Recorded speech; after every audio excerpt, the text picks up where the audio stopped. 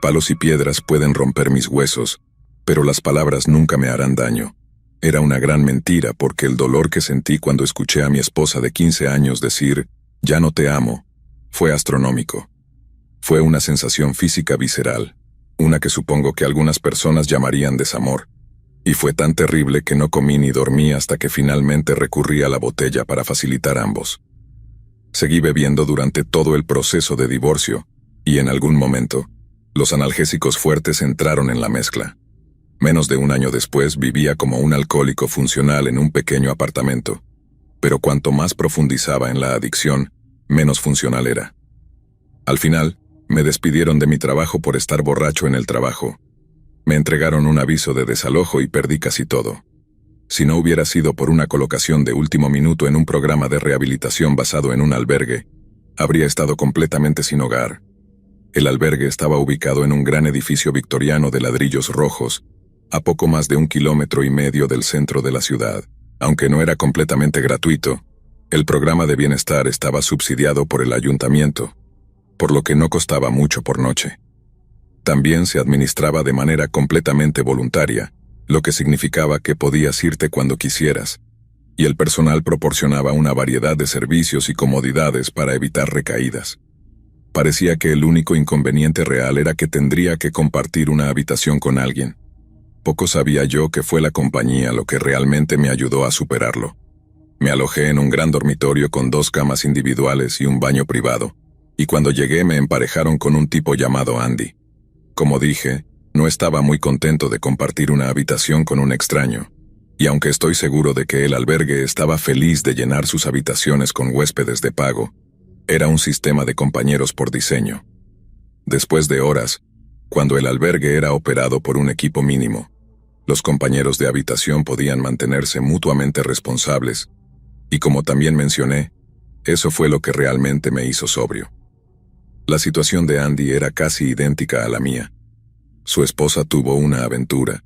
Ella se quedó con la casa, él se volvió adicto al crack y la heroína y perdió casi todo. Dijo que lo único que le impidió acabar con todo fue la idea de que su hija creciera sin un padre. Así que justo cuando tocó fondo, le suplicó a un viejo amigo que lo ayudara a conseguir un lugar en el centro de bienestar. Era una historia familiar, y al principio nos unimos por nuestras experiencias compartidas y las conversaciones sobre fútbol. Pero para cuando estábamos pasando por lo peor de las abstinencias juntos, me sorprendió lo mucho que Andy y yo habíamos unido. Apenas podíamos levantarnos de la cama, ya sea por los temblores y escalofríos, o simplemente por la depresión cruda. Y aunque todo el personal y las enfermeras que nos visitaban eran fantásticos, fue el apoyo mutuo y la solidaridad lo que realmente nos ayudó a superarlo. Pero incluso después de que los peores síntomas físicos de abstinencia habían desaparecido, esta nube negra de depresión aplastante permanecía sobre mí, y en un momento de locura cometí un grave error de juicio.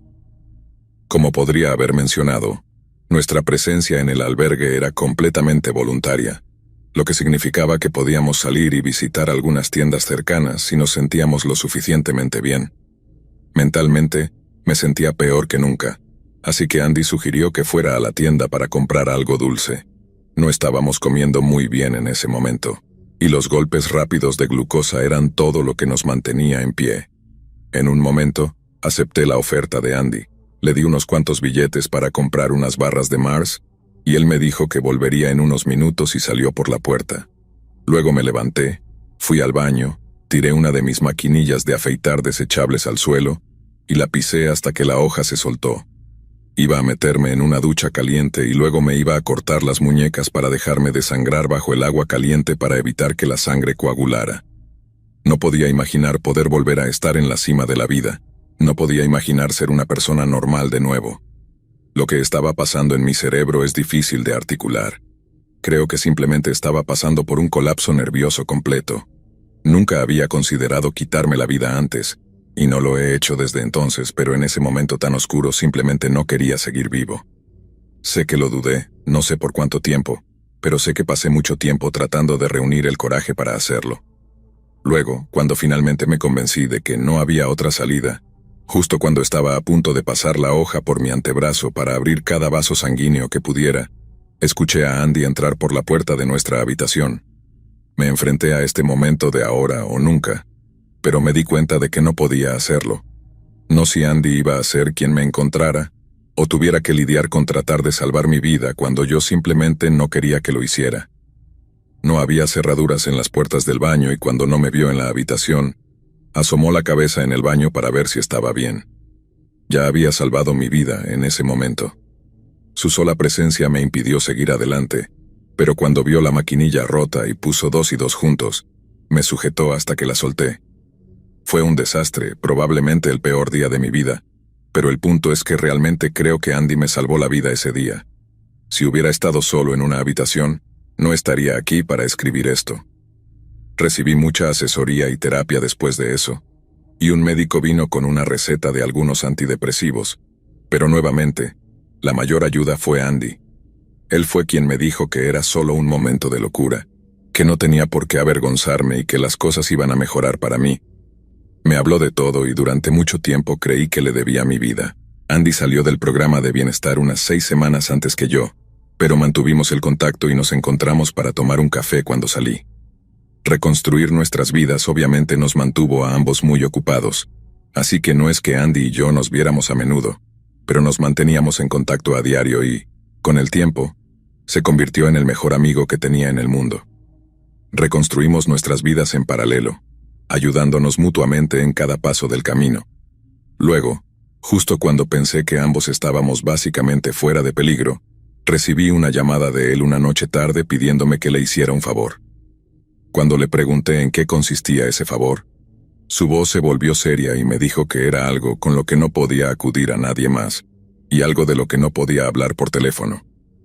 Encontré eso un poco ominoso y entendí instantáneamente que estaba infringiendo la ley de alguna manera, pero nunca podría haber adivinado cuán terribles eran realmente las cosas. Le di a Andy mi dirección, pero insistió en encontrarse conmigo en el aparcamiento de un Quick Save que estaba a unos 10 minutos a pie del piso en el que me estaba quedando. Solo un año antes nunca me habría reunido con un amigo en un aparcamiento oscuro después de que me dijera en tantas palabras que había hecho algo terrible y contra la ley. Simplemente le habría dicho que fuera honesto o que fuera a la policía, que era muy serio, pero los tiempos cambian y yo también cambié. No sé si alguna vez has sentido que le debes la vida a alguien, pero si no lo has hecho, no hay otro sentimiento que se le parezca.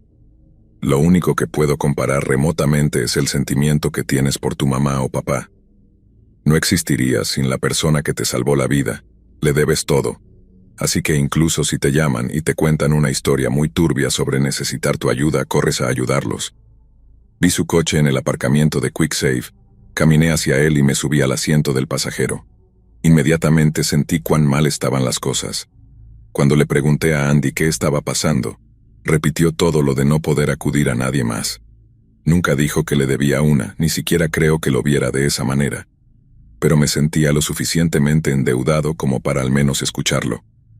Me dijo que necesitaba ayuda para mover algo y al principio interpreté mal eso como que necesitaba vender algo que probablemente eran drogas. Andy no solo había sido alcohólico, ya ves, había estado en todo tipo de cosas antes de decidir ir a rehabilitación, así que mi suposición era que este favor estaba de alguna manera relacionado con todo eso. Pero luego, cuando le pregunté qué estábamos moviendo, me dijo que estaba en el maletero de su coche, y que después necesitaría ayuda para limpiarlo. Y ahí fue cuando esta sensación fría y enfermiza se extendió por mi estómago, y le pregunté a Andy que me dijera exactamente qué había en su maletero. Se quedó callado por un segundo, pero estaba visiblemente temblando. Cuando le pregunté si había drogas en su maletero, simplemente negó con la cabeza. Y ahí fue cuando lo supe. Simplemente lo supe por la forma en que estaba actuando. Había un cuerpo en su maletero, un cuerpo muerto. Cuando le pregunté si ese era el caso, si realmente me estaba pidiendo que le ayudara a deshacerse de restos humanos, simplemente asintió. Recuerdo exactamente cómo me sentí esa noche, sentado en el asiento del pasajero de su viejo Rover, dándome cuenta de que mi mejor amigo en el mundo me estaba pidiendo que arriesgara todo por él. Podía sentir mi corazón latiendo con fuerza en mi pecho mientras este sudor frío comenzaba a empapar mis axilas, y me avergüenza decir que solo por un segundo, En realidad, consideré ayudarlo. Al menos hasta que le pregunté quién era. Le tomó un tiempo responderme, y pude ver que luchaba por contener las lágrimas, pero finalmente logró decir las palabras. La esposa y el hombre con quien la encontré. 2 cuerpos muertos, no uno sino 2. Recuerdo haberme cubierto la boca con las manos. Simplemente no podía creer lo que estaba escuchando. Pero todo el tiempo, había una voz en mi cabeza diciéndome que le debía mi vida y que debería ayudarlo sin importar el costo. Pero luego ayudar a Andy a encubrir 2 asesinatos no sería realmente ayudarlo. La culpa lo consumiría vivo.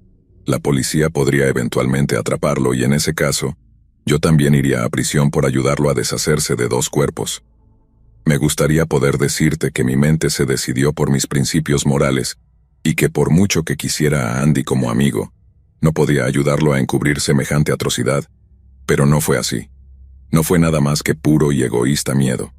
Hice lo correcto por las razones equivocadas y le dije que no podía ayudarlo.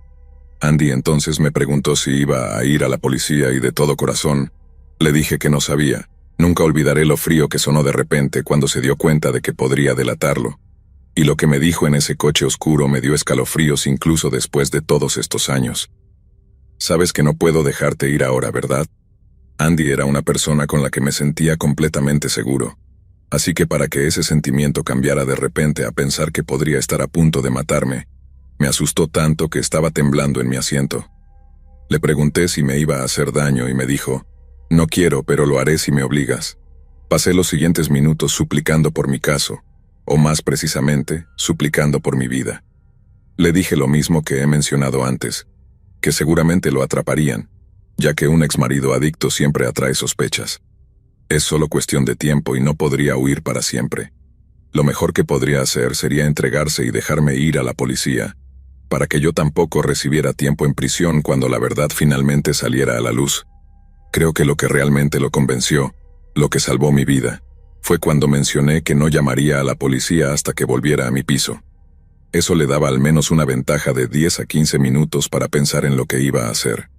De alguna manera estuvo de acuerdo, y después de suplicarle una vez más que hiciera lo correcto, me dijo que saliera de su coche. La caminata de vuelta a mi piso fue los 10 minutos más largos de mi vida. Durante todo el camino, tenía este horrible miedo de que Andy cambiara de opinión, diera la vuelta con su coche y me atropellara a alta velocidad después de subirse a la acera, o que estuviera esperando en el camino de entrada de mi edificio, listo para emboscarme con lo mismo que usó para matar a su esposa. Sé que esto puede sonar loco, pero recuerdo pensar que si realmente volviera y me atropellara tendría razón. Le debía mi vida y acababa de darle la espalda cuando más me necesitaba. No solo eso, sino que activamente lo iba a traicionar informando a la policía sobre lo que me había dicho. No me malinterpretes, parte de mí estaba enojado porque me involucró en primer lugar, pero la verdad es que mucho de lo que sentía durante esa caminata era culpa, una culpa podrida y amarga. Llegué a mi piso, levanté el teléfono y llamé a la policía. Les conté todo lo que Andy me había dicho. Prometieron enviar a alguien lo antes posible. Luego me senté en el único mueble que tenía en la sala de estar, y simplemente lloré. Nunca podría haber imaginado cómo hacer lo correcto podría doler tanto, pero la vida está llena de sorpresas así. Como nunca podría haber imaginado planear quitarme la vida después de que el amor de mi vida desapareciera de mí. Pero entonces, por eso Andy tenía que ir a prisión. Fue algo horrible dejar ir a mi ex esposa, pero tenía que hacerlo, no tenía otra opción. Lo correcto era dejarla encontrar la felicidad, incluso si eso era en los brazos de otro hombre. Andy le había robado a su esposa esa oportunidad. No lo culpo por caer en una rabia al ver a otro hombre haciéndose cómodo en el lugar que había llamado hogar durante tantos años, pero no justificaba una sentencia de muerte. No era justo. Y eso es lo que me dije a mí mismo mientras esperaba a que llegaran los oficiales con unas cuantas tazas de té. Les conté todo lo que sabía, y después de que se fueron, traté de seguir con mi vida lo mejor que pude. No volví a saber de los oficiales de policía, y durante unas semanas, esperaba despertarme en medio de la noche para ver a Andy de pie sobre mí con un cuchillo o algo así. Y si lo hacía, entendería por qué. Esas pocas semanas fueron las más cercanas que estuve de volver a caer en el alcoholismo, pero lo mantuve junto. Pasó suficiente tiempo para que cayera en el olvido. No dejé de pensar en Andy, sin embargo. Pasaba por mi cabeza al menos una vez al día, y me preguntaba dónde estaba y cómo estaba. A veces lo imaginaba en prisión, otras veces lo imaginaba huyendo y a veces lo imaginaba en los peores lugares, y me preguntaba cómo podría encontrarlo si terminaba muerto o en prisión. Tenemos un sistema aquí en el Reino Unido llamado Buscar un prisionero, y hace unos años lo utilicé para buscar a Andy, para ver si estaba en prisión. Descubrí que estaba en la prisión de Wakefield, así que me puse en contacto con él. Él había estado ahí para mí en mi peor momento, así que lo mínimo que podía hacer era devolverle el favor, incluso si yo ayudé a ponerlo ahí en primer lugar. Tomó un tiempo recibir una respuesta, pero finalmente escuché de él. Todavía tengo esa carta guardada en un lugar seguro, aún con las manchas de lágrimas cuando leí la parte donde escribió: "Te perdono".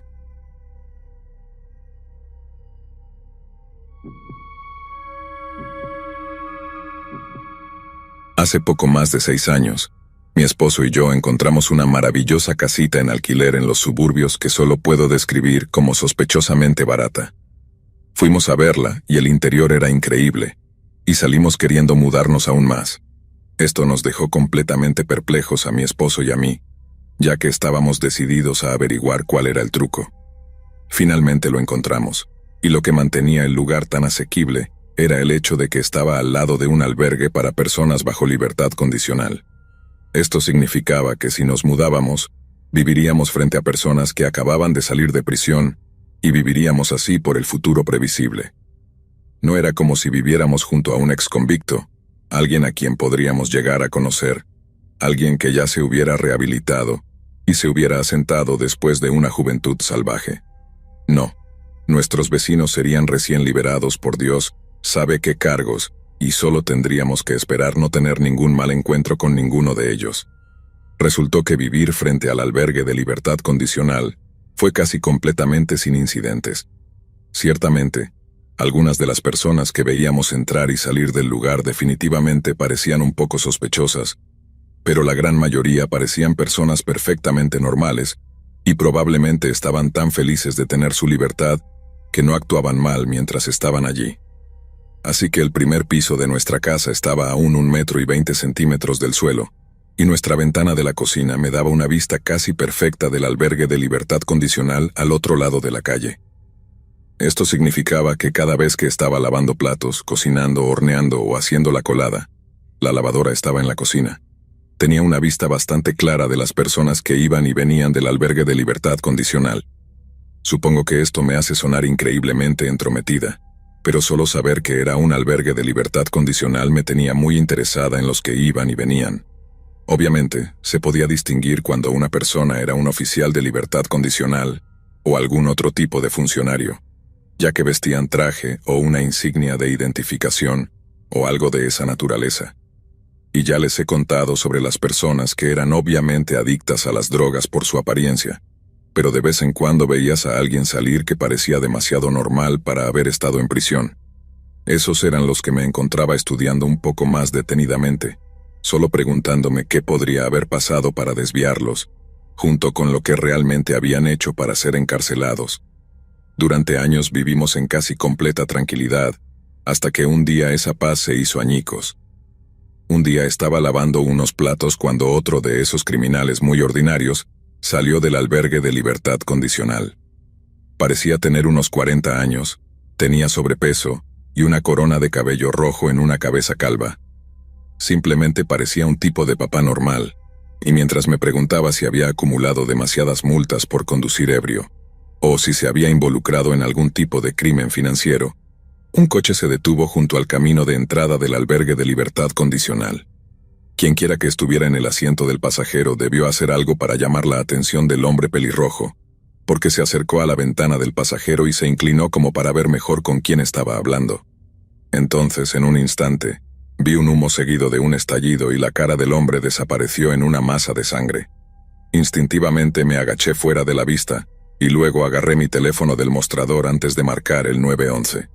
No tenía miedo de más disparos, ya que escuché los neumáticos del coche chirriar mientras se alejaba, pero estaba tan asustada que no quería salir de la protección de los gabinetes de la cocina, todo por instinto, supongo.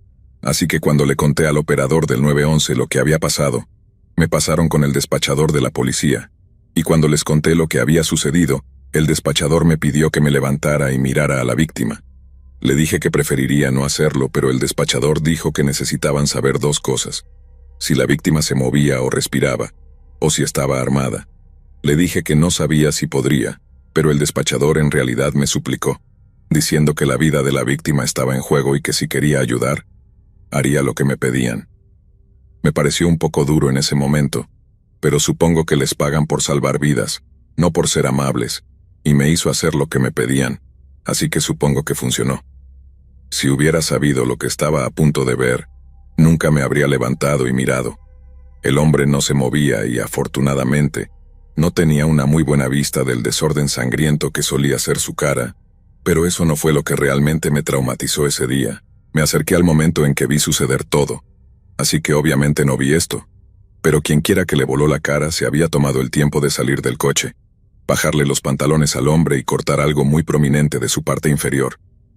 En cuanto registré eso, me hundí de nuevo debajo de la unidad del fregadero, y le dije al despachador que no se movía, que no había armas y que, respetuosamente, no miraría el cuerpo del hombre de nuevo. Poco después escuché las primeras sirenas, y en una hora toda la calle estaba llena de vehículos de servicios de emergencia. Obviamente, como fui la única testigo del asesinato del hombre, pasé mucho tiempo siendo entrevistada por la policía, pero por mucho que intenté ser lo más útil posible, no estoy segura de que el caso avanzara. Lo único que aprendimos sobre el hombre muerto después de eso fue que era un delincuente registrado contra niños, pero si eso tenía algo que ver con su asesinato es una incógnita. Lo que sí sé es que lo que vi ese día fue lo más horrible que había visto en mi vida, y si no fuera un incidente aislado, creo que nos habríamos mudado hace mucho tiempo.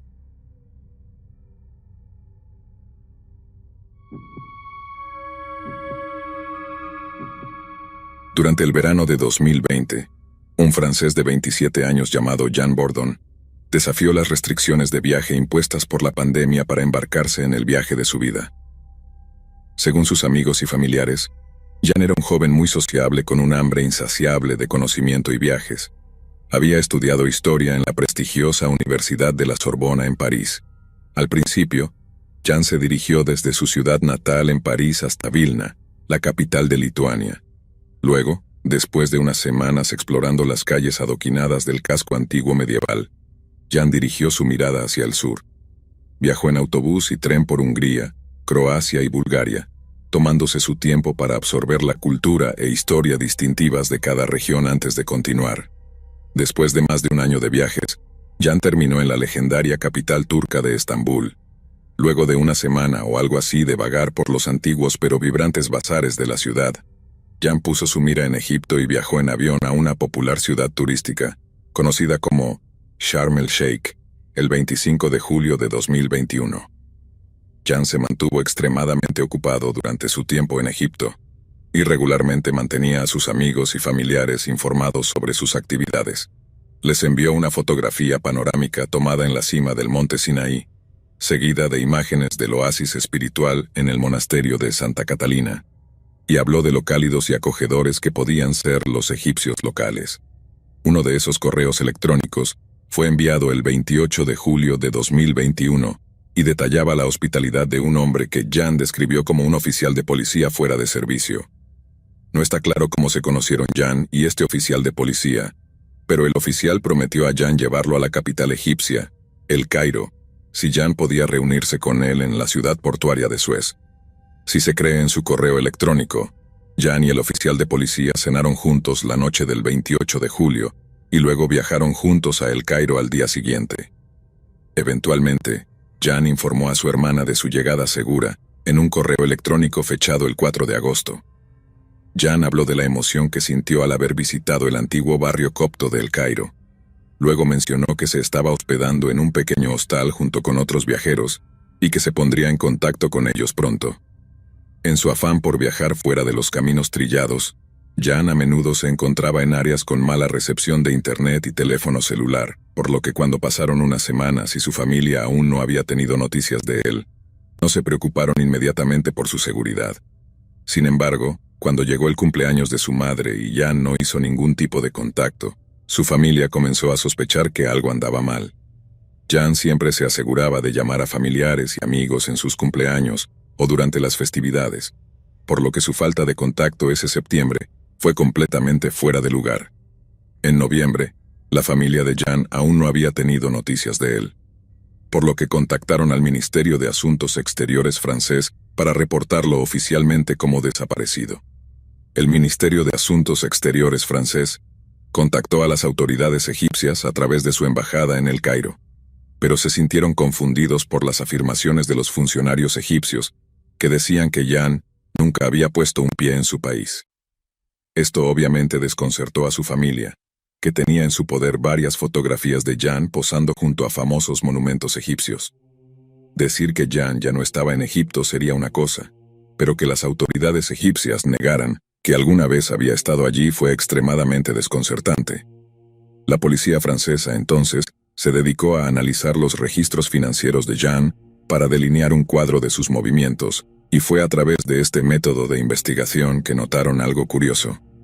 4 días después de su última correspondencia, la tarjeta bancaria de Jan había sido usada en un cajero automático cerca de la estación de Metro Sadat, en la Plaza Tahrir de El Cairo.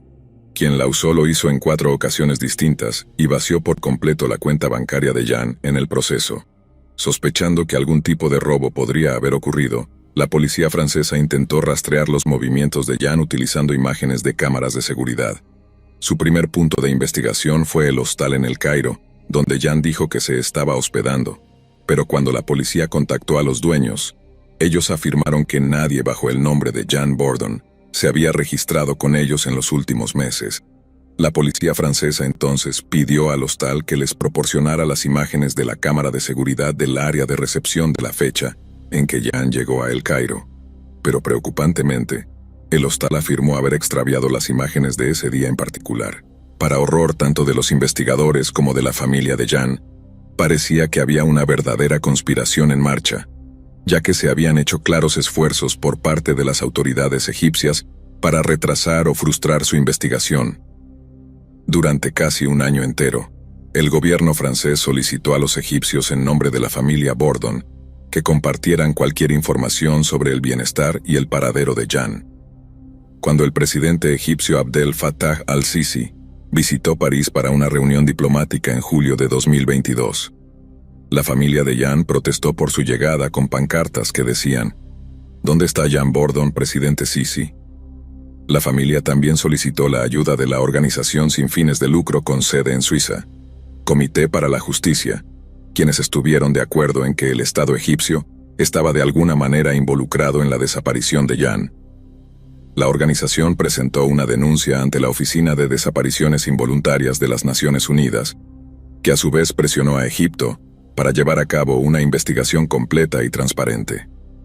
Entonces, durante julio de 2022, periodistas del periódico italiano La Stampa contactaron a la familia Bordon para informarles que la desaparición de Jan era inquietantemente similar a la de Giulio Regeni, un estudiante italiano de 28 años que desapareció en las calles de El Cairo en 2016. Justo cuando su familia reportó su desaparición, su cadáver mutilado fue encontrado en una zanja al costado de la carretera El Cairo-Alejandría, y una investigación independiente mostró que sus asesinos podrían haber sido funcionarios de seguridad egipcios. Naturalmente, esto causó una gran preocupación a la familia Bordon, quienes aún esperaban traer a Jan a casa de pie y no en una caja. Pero con el tiempo, ellos también se vieron obligados a aceptar la posibilidad de que sus peores temores se hubieran hecho realidad. Aunque cada vez estaba más claro que se preparaban para lo peor, la familia Bordon continuó su campaña hasta agosto de 2022. Entonces, de repente, en las primeras horas del 9 de agosto, la madre de Jan recibió una llamada telefónica desde lo que parecía ser un número egipcio. Cuando respondió la llamada y escuchó la voz al otro lado, sintió una ola de alivio tan abrumadora que le hizo doblar las rodillas. Era Jan, estaba vivo y venía a casa. Jan desembarcó de un vuelo de Egyptair que aterrizó en París al día siguiente y fue recibido por decenas de amigos y familiares que deseaban celebrar su regreso seguro.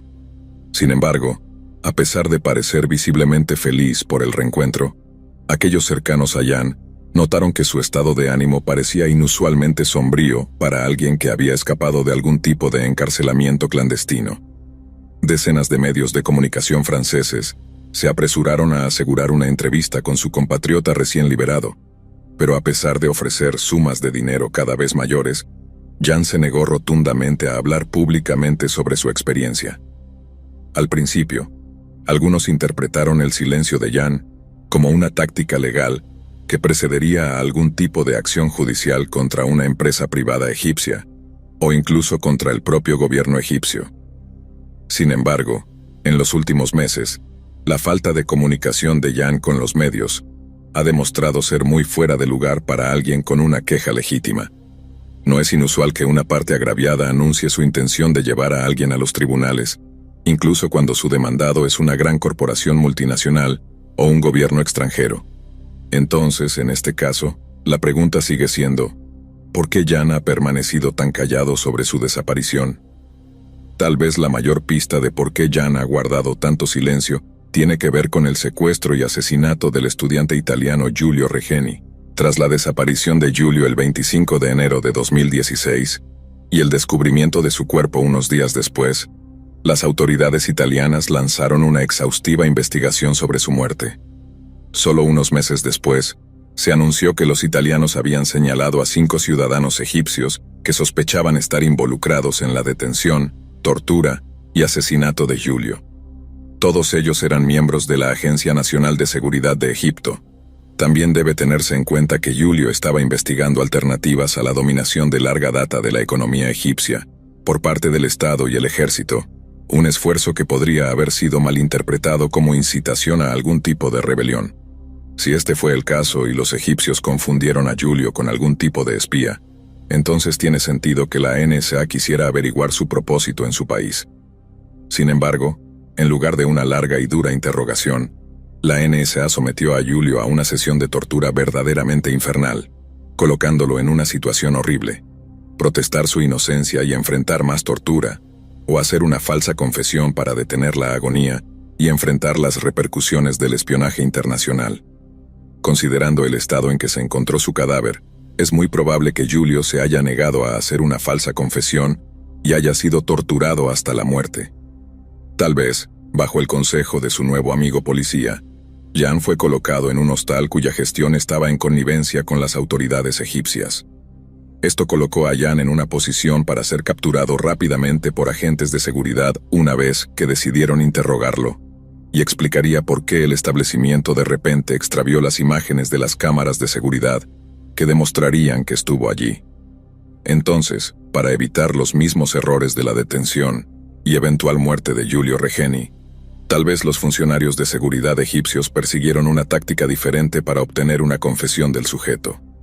Quizás se utilizó una forma de tortura menos física y considerablemente más psicológica, una tan horrorosa que aseguró el silencio mediático de Jan.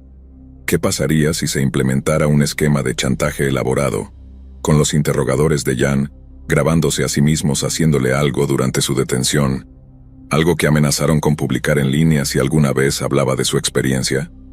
O tal vez, mientras hurgaban en la historia personal de Jan, los funcionarios de seguridad egipcios descubrieron uno de sus secretos más oscuros y profundos. Eso ciertamente explicaría por qué alguien con una queja tan pronunciada optaría por guardar silencio en medio de una verdadera tormenta mediática. Siempre existe la posibilidad de que la explicación sea mucho más simple, y que los funcionarios egipcios hayan prometido a Jan que sus seres queridos sufrirían una variedad de accidentes si alguna vez hablaba con los medios de comunicación. Si Jan fue detenido durante la mayor parte de un año y fue sometido a interrogatorios regulares, no hay duda de que sus captores habrían extraído información detallada sobre su familia, amigos y vida personal. Si este fuera el caso y Jan realmente temiera por su seguridad, ciertamente explicaría su renuencia a dar extensas entrevistas a los medios. A pesar de la cantidad de investigación que he puesto en la desaparición y reaparición de Jan, todas mis teorías no son más que especulaciones. Las únicas personas que saben lo que le sucedió a Jan durante el último año son él mismo y los funcionarios egipcios que han sido tan obviamente engañosos en sus explicaciones. Solo podemos esperar que en un futuro cercano, Jan finalmente decida revelar lo que le sucedió durante su periodo de detención y que el gobierno francés brinde protecciones adecuadas contra cualquier represalia potencial. Hasta entonces, todo lo que podemos hacer es esperar y preguntarnos, mientras esperamos que la historia de Jan pueda servir como advertencia para aquellos que se aventuran donde pueden no ser bienvenidos.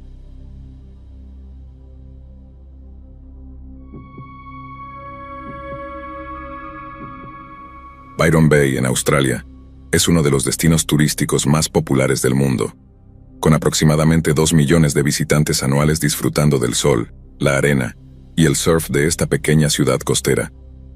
Durante los meses de verano, se cree que el número de turistas en Byron supera al de los residentes permanentes de la ciudad, y la gran mayoría de estos visitantes son un tipo muy particular de viajero: mochileros. Los mochileros que visitan Byron Bay cada verano suelen tener entre 18 y 25 años, y comparten un interés en la experimentación, la espiritualidad y la recreación. Como resultado, Byron ha ganado una reputación como un centro hippie, un lugar que atrae tanto a yogis como a fiesteros, y fue esta reputación la que atrajo a un joven belga de 18 años llamado Theo Hayes. A finales de mayo de 2019, Theo había pasado la mayor parte de un año viajando por Australia, tras suspender sus estudios de ingeniería. Pasó mucho tiempo en compañía de su prima Lisa Hayes, quien desempeñó un papel crucial en convencer a un reacio tío de probar a viajar.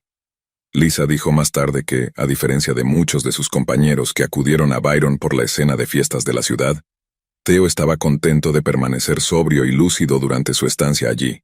Era responsable y maduro, sabio más allá de sus años, y se aseguraba de llamar a sus padres cada pocos días para tranquilizarlos de que todo estaba bien. Theo llegó a Byron Bay el miércoles 29 de mayo de 2019, con el plan de pasar unos días en la ciudad antes de viajar de regreso a su hogar en Bélgica a través de Melbourne y Sydney. Al llegar, Theo se registró en el albergue Wake Up, ubicado a unos 20 minutos a pie del centro de la ciudad. El Wake Up es uno de los albergues más exclusivos de Byron Bay, ofreciendo transporte gratuito y alojamiento individual, y definitivamente constituye uno de los lugares más tranquilos para alojarse en Byron. Sin embargo, llegó un momento en que Theo decidió celebrar sus viajes de una manera típica adolescente. En la noche del 31 de mayo, Theo se unió a un puñado de sus compañeros de Wake Up para visitar una tienda de licores ubicada en el Northern Hotel de Byron. Las cámaras de seguridad del hotel capturaron a Theo y a sus amigos comprando una botella de vino rosado, aproximadamente a las 7:45 p.m. Parecían estar actuando perfectamente normal durante la transacción, y una vez que obtuvieron su alcohol, Theo y su amigo tomaron el transporte de vuelta al Wake Up. Allí compartieron el vino con algunos de los otros huéspedes en el área común del albergue antes de decidir dirigirse a un popular bar de mochileros llamado Cheeky Monkeys. Está claro que Theo estaba bajo la influencia del alcohol en ese momento, ya que una visita a un bar como Cheeky Monkeys era extremadamente fuera de carácter para él. Cheeky Monkeys tenía la reputación de ser el lugar más ruidoso de Byron Bay, y esto probablemente se debía al hecho de que no cerraba sus puertas hasta altas horas de la madrugada. Después de la medianoche, los clientes de Cheeky Monkeys solían estar tan intoxicados que los incidentes violentos eran una ocurrencia nocturna, y en un momento el bar fue clasificado como uno de los más violentos de toda Australia. Parece extraño que Theo estuviera contento de visitar un lugar así, incluso si había estado bebiendo, pero su comportamiento dentro del bar fue aún más fuera de carácter. Según las personas con las que estaba bebiendo esa noche, Theo solo había consumido una copa de vino en el Wake Up y estaba en su segunda bebida en Cheeky Monkeys, cuando su comportamiento dio un giro perturbador. Para las 11 p.m., Theo parecía haber pasado de estar relativamente sobrio a estar altamente intoxicado en menos de media hora, y la última vez que sus nuevos amigos lo vieron fue cuando el personal de seguridad del bar lo escoltaba fuera del local. Un puñado de los compañeros de fiesta de Theo fueron a verlo, pero después de que él les aseguró que no estaba tan borracho como para no poder regresar al albergue, simplemente le desearon buenas noches y siguieron bebiendo. Todos creían que Theo era capaz de regresar al albergue, aunque estuviera un poco tambaleante. En realidad, esta fue la última vez que alguien lo vio con vida. En lugar de dirigirse directamente al albergue, Theo tomó algo así como un desvío. Sabemos que Theo se dirigió hacia Kingsley y Johnson Street, ambas rutas viables de regreso al albergue, pero desde allí parece haberse desorientado. Según los registros de su teléfono, sabemos que Theo envió mensajes a varios miembros de su familia y amigos a través de WhatsApp, y que usó Google Maps en varias ocasiones en un intento de regresar a su albergue. Sin embargo, en lugar de seguir la ruta sugerida, Theo caminó desde Kingsley Street hasta Tennyson Street en dirección al Centro de Actividades Juveniles de Byron Bay. Esta es la dirección completamente opuesta al albergue Wake Up, por lo que Theo estaba demasiado borracho para comprender las direcciones que le daban, o tenía alguna otra razón completamente diferente para su desvío improvisado.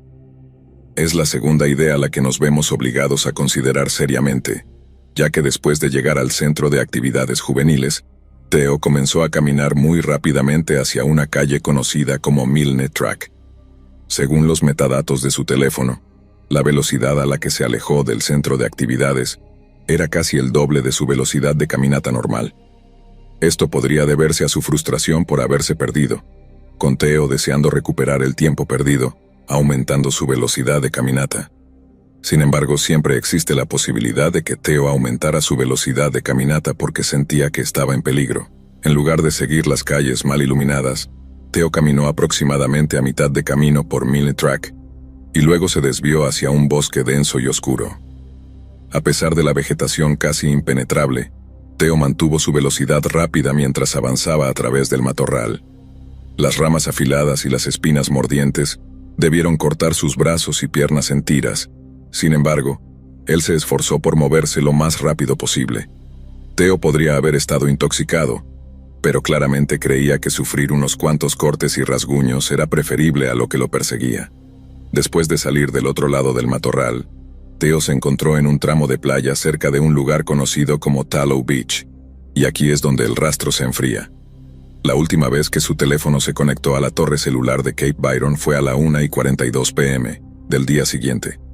Después de eso parece haber sido apagado. Theo no regresó al albergue, no abordó el autobús Greyhound y no tomó su vuelo de regreso a Bélgica. Después de unos días de silencio, la madre de Theo contactó a las autoridades australianas para presentar un informe de persona desaparecida, sabiendo que ya habían perdido alrededor de 72 horas valiosas de tiempo de búsqueda. La policía australiana se apresuró a actuar. Un equipo de alrededor de 50 oficiales peinó el área alrededor de Byron Bay, con unidades de búsqueda aéreas que acompañaban a los equipos terrestres equipados con drones y perros rastreadores. Los padres de Theo, Lorraine y Vincian, volaron a Australia para ayudar en el esfuerzo de búsqueda, y la pareja hizo múltiples llamamientos al público australiano para que mantuvieran los ojos abiertos en busca de cualquier señal de su hijo. Cuando salí de Bélgica, le prometí al hermanito de Theo que traería a su hermano a casa, dijo el padre de Theo. Por favor, ayúdenme a cumplir mi promesa. A medida que la búsqueda de Theo avanzaba en los meses de verano, los padres de Theo solicitaron al gobierno australiano que continuara la búsqueda de su hijo desaparecido. Su persistencia llevó al descubrimiento de un sombrero gris puma en el matorral cerca de Tallow Beach durante julio de 2020, uno idéntico al que Theo llevaba puesto en el momento de su desaparición. Aunque sería completamente razonable asumir que Theo perdió su sombrero debido a su avanzado estado de intoxicación, parecía más probable que se le hubiera caído por una rama mientras corría a través del oscuro matorral. Si no hubiera urgencia o amenaza en la situación, es lógico pensar que una persona se detendría al menos para intentar buscar su sombrero. Pero Theo no lo hizo, y este es uno de los indicios más fuertes de que no solo estaba borracho esa noche, sino que estaba siendo perseguido.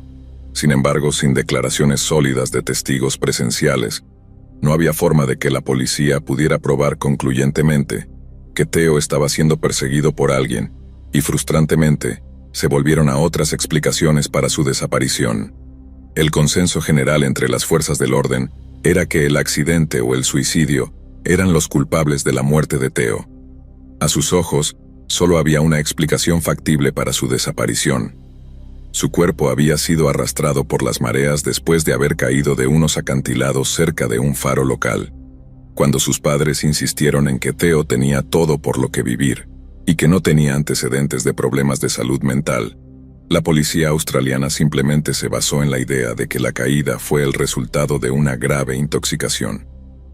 Parecían ignorar completamente la velocidad a la que se había estado moviendo Theo, así como la idea de que sus movimientos estaban diseñados para ser evasivos. Si Theo estaba siendo perseguido por alguien con malas intenciones, esto podría explicar por qué su cuerpo nunca se encontró, ya que había sido desechado en algún lugar donde estaba garantizado que no volvería a aparecer en la costa. Pero, ¿a quién podría haber ofendido tanto Theo para que desearan verlo muerto? Resulta que una de las únicas razones por las que los compañeros de bebida de Theo creían que estaba muy intoxicado fue el hecho de que fue escoltado fuera de Cheeky Monkeys. Los bebedores que han llegado a su límite a menudo son escoltados fuera de los bares por el personal de seguridad, y tales ocurrencias eran comunes en un lugar como Cheeky Monkeys.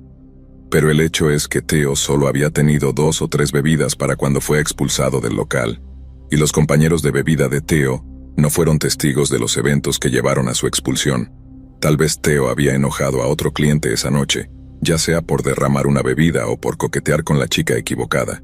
Si este fue el caso y el personal de seguridad intervino antes de que ocurriera una confrontación, tal vez la parte ofendida siguió a Theo fuera del bar antes de perseguirlo a través del matorral. Quizás esta persona luego se enfrentó físicamente a Theo, una confrontación que terminó en su prematura muerte.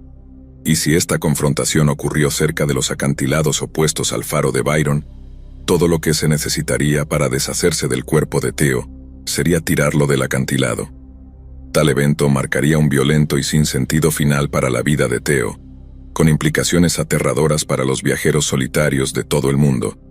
Pero aún así, hay una teoría mucho más escalofriante para explicar la desaparición de Theo, una que no ha sido explorada adecuadamente por las fuerzas del orden australianas.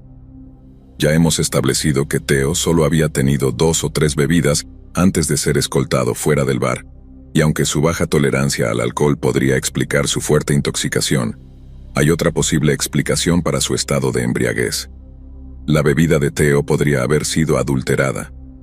Aunque la identidad de la persona que adulteró la bebida de Theo bien podría seguir siendo un misterio, sus motivaciones ciertamente están abiertas a especulación. La única razón por la que alguien adulteraría la bebida de una persona con un narcótico disociativo es para hacerla no combativa y más fácil de controlar, y los efectos de dicha droga podrían explicar la incapacidad de Theo para seguir las direcciones que le daba Google Maps. La dosis podría haber sido suficiente para ralentizarlo mentalmente, pero evidentemente no fue suficiente para ralentizarlo físicamente. Al menos no al principio.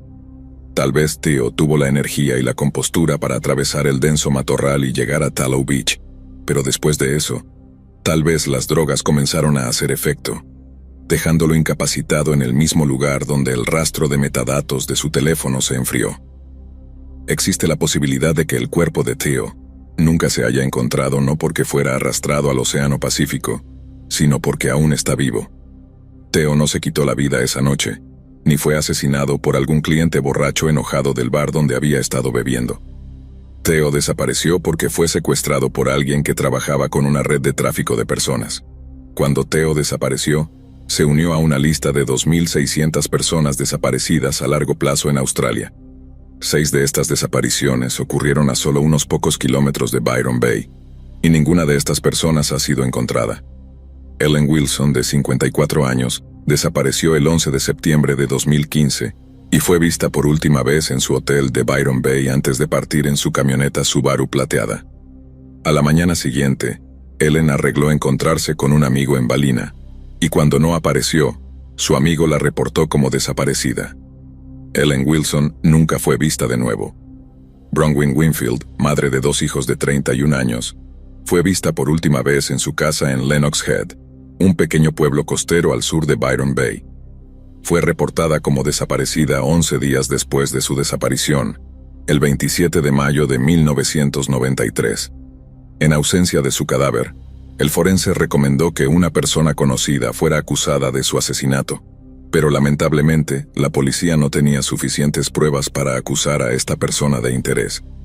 Años más tarde, en 2009, la policía reabrió la investigación sobre su desaparición y ofreció una recompensa de $100,000 a cualquiera con información pertinente. pero su desaparición sigue sin resolverse. Margaret Ryan y Jeffrey Neville desaparecieron del pueblo de Mullumbimby en 1986 y 1993, respectivamente. Y al igual que los otros casos, sus cuerpos nunca fueron encontrados y nunca se volvió a saber de ellos. Rodney Bradridge, de 23 años, también desapareció de Mullumbimby, pero de alguna manera la policía australiana ha descuidado establecer paralelismos entre su desaparición en 1997 y las de las otras víctimas cuyos cuerpos nunca fueron encontrados. Aquellos que han desaparecido alrededor de Byron Bay, y en particular, los que desaparecen cerca de Mullumbimby, bien podrían haber sido víctimas del mismo perpetrador, alguien que potencialmente podría estar vinculado a una red de tráfico de personas nacional o internacional.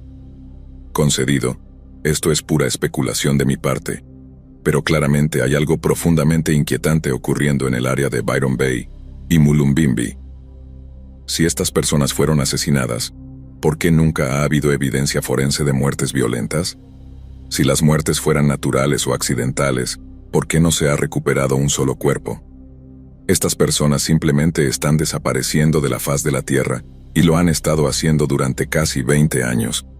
Pero sin pistas sólidas ni pruebas, la policía australiana básicamente no tiene poder para hacer nada al respecto.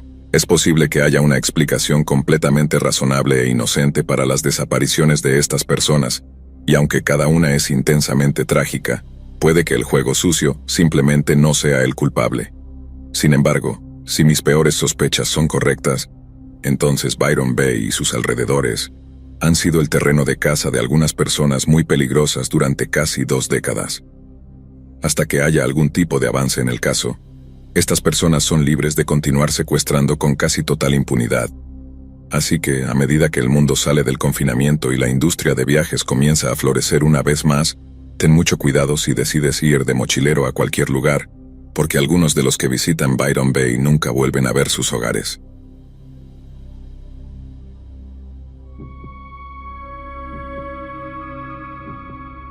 La llamada más aterradora que he recibido como policía fue una llamada médica que involucraba a una niña de 3 años. El primer departamento en el que trabajé requería que todos los oficiales estuvieran certificados como primeros respondedores y tuvieran entrenamiento médico básico, no lo suficiente como para ser un técnico de emergencias médicas o paramédico, pero sí por encima de los primeros auxilios. Normalmente respondíamos a las llamadas médicas hasta que llegaban los técnicos de emergencias para asegurar la escena. Esta llamada en particular se trataba de una niña de 3 años que estaba teniendo una convulsión.